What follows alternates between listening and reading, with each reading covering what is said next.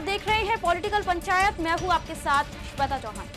हाल ही में राजस्थान हाईकोर्ट ने उदयपुर और बांसवाड़ा के शेड्यूल एरिया में नगर पालिकाओं के गठन और विस्तार को पूरी तरह से वैध करार दिया है। कोर्ट ने राज्य सरकार की उस नोटिफिकेशन को सही ठहराया है जिसमें कई ग्राम पंचायतों को नगर पालिका क्षेत्र में शामिल किया गया था। जस्टिस डॉक्टर पुष्पेंद्र सिंह भाटी और जस्टिस संजीत पुरोहित की खंडपीठ ने उदयपुर के बलीचा ग्राम पंचायत और अन्य द्वारा डाली गई 18 याचिकाओं को खारिज करते हुए ये ऐतिहासिक फैसला सुनाया।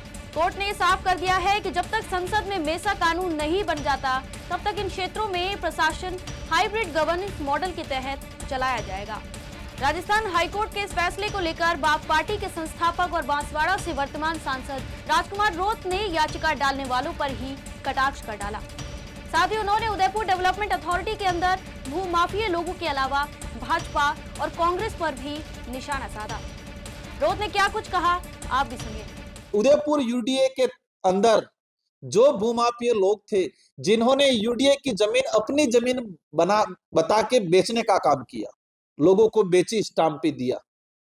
इस इलाके के आसपास जो पॉलिटिकल लीडर है, जो भूमाफिया बने हुए, भूमाफिया से संपर्क है, जो अधिकारी इसमें इन्वॉल्व थे, ये सारे अधिकारी भूमाफिया पॉलिटिकल लोगों ने मिलके हमारी याचिकाओं को क्रेश कराने के उद्देश्य से बलीचा से एक फर्जी व्यक्ति को तैयार किया, ऐसा हमें आभास हुआ।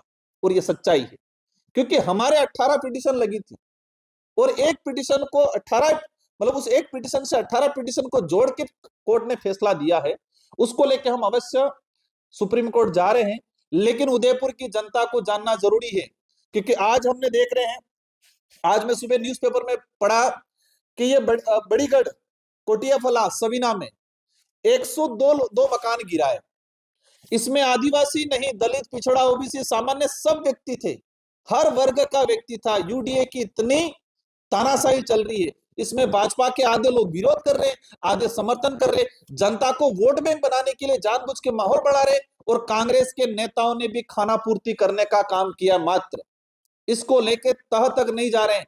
ये यूडीए के पट्टे स्वयं लोगों ने दिया, किस किस नेताओं ने दिया, इस पे मुकदमा नहीं हुआ, अभी तक कार्रवाई नहीं हुई। अब बात करते हैं कोर्ट के फैसले की।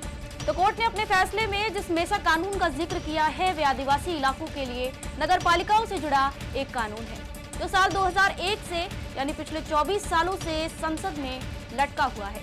दरअसल याचिकाकर्ताओं ने कोर्ट में दलील दी थी कि संविधान के अनुच्छेद 243 ZC के तहत ट्राइबल सब प्लान एरियाज में नगर पालिका कानून लागू नहीं हो सकता।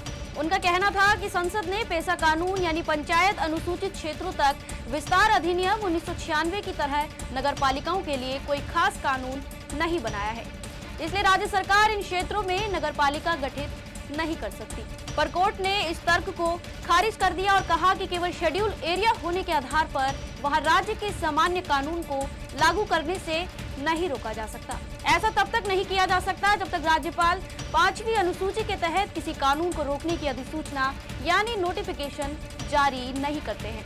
अब क्योंकि केंद्र सरकार ने अभी तक टीएसपी क्षेत्रों के लिए मेसा कानून को मंजूरी नहीं दी है, इसलिए हाईकोर्ट ने एक स्पेशल हाइब्रिड सिस्टम लागू किया है। कोर्ट का यह सिस्टम एक बीच का रास्ता है जो कानून न बनने तक लागू किया जाएगा। कोर्ट के इस फैसले के बाद अब आदिवासी इलाकों वाले इन शेड्यूल एरिया में सड़क, सफाई, लाइट, टैक्स जैसे शहरी काम राजस्थान म्यूनिसिपैलिटी एक्ट 2009 के तहत नगर पालिका करेगी। पर रोत कोर्ट के इस फैसले से नाखुश हैं और इसके खिलाफ सुप्रीम कोर्ट जाने की भी उन्होंने बात कही है। तो उदयपुर में जो जमीनों का खेल हो रहा है और हाईकोर्ट का जो फैसला आया है उसको लेके हम अवश्य सुप्रीम कोर्ट जा रहे हैं, लेकिन मेसा कानून को लेके सरकारें कोई भी हो, कांग्रेस की हो या बीजेपी की हो, आदिवासी बाहुल्य क्षेत्र, दलित, पिछड़ा, ओबीसी, किसी भी गरीब तबके के लिए ये सरकारें हमेशा अपनी कन्नी काटने का काम करती है। मेसा कानून 2001 में राज्यसभा में पेश हुआ। मेरा जो राजनीतिक कैरियर रहा है, मेरा जो एक्सपीरियंस अनुभव रहा है, मैंने एक चीज नोटिस की कि जितना मेसा कानून पेंडिंग है, किसी देश की दो सदन है, हमारी राज्यसभा, लोकसभा, देश के लिए कानून इन दोनों सदनों में किसी भी सदन के थ्रू आता है और दोनों सदनों में पास होता है।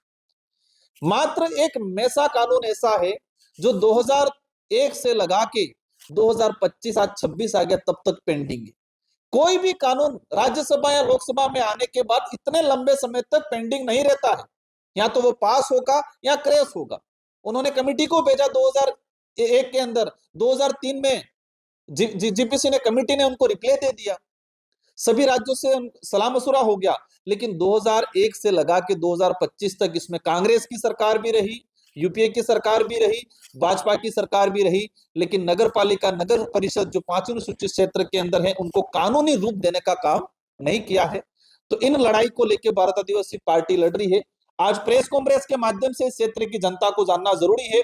और उदयपुर के यूडीए में रहने वाले जो साथी हैं वो किसी भी वर्ग का है, गरीब व्यक्ति है, सच्चा है, उसके साथ भारत आदिवासी पार्टी खड़ी है।